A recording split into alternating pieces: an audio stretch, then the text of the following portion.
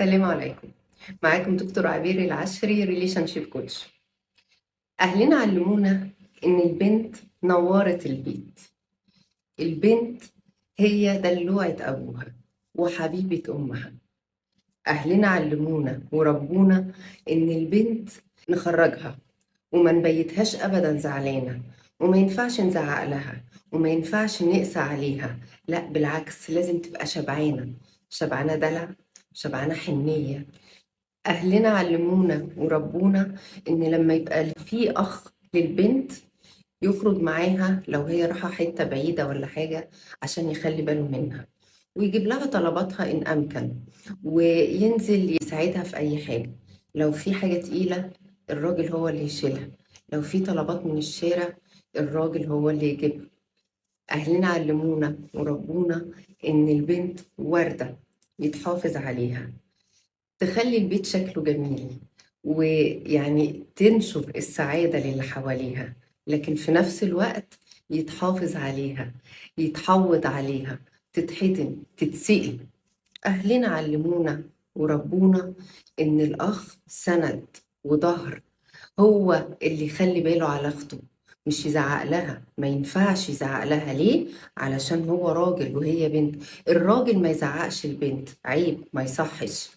الراجل حتى لو في الشارع وفي ست تطاولت ما ينفعش يرد لها، يقول لها بص انا مش هرد عليك عشان انت ست. اهلنا علمونا وربونا على كده. تخيل بقى لو الراجل ده هو الزوج، يعني لو مطلوب من الاخ يراعي اخته ايراد، الزوج مطلوب منه يراعي زوجته 24 ايراد. لو الاب هيتحاسب على رعايته لبنته والحفاظ عليها، كمان الزوج هيتحاسب على رعايته لزوجته وحفاظه عليها. دايما البنت نقول لها بأحسن الأسماء، نقول لها قد إيه هي جميلة، قد إيه هي شيك. مين بقى أول واحد اخترع إن العكس هو الصحيح؟ ان الراجل ده طفل صغير كده فالست لازم تاخده على قد عقله، ان الراجل يا عيني بيجي من شغله تعبان ومش عارف ايه فالست تفوت له، ان الراجل بيتنرفز فيعني الست تتغاضى. مين اللي قلب الآية؟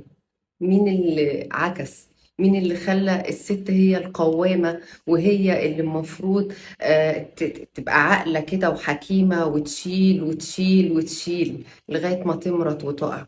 لا، الراجل ربنا هو اللي خلقه كده، والراجل بيحس برجولته وهو كده. ربنا يخلي كل راجل في حياتنا، في حياة الست. مش عيب ان الست تبقى محتاجة راجل. ربنا يخلي كل راجل زوج، أب، ابن، أخ. ربنا يخلي كل الرجال اللي موجودين في حياتنا سند وظهر وعزوة وحنية وقوامة صحيحة.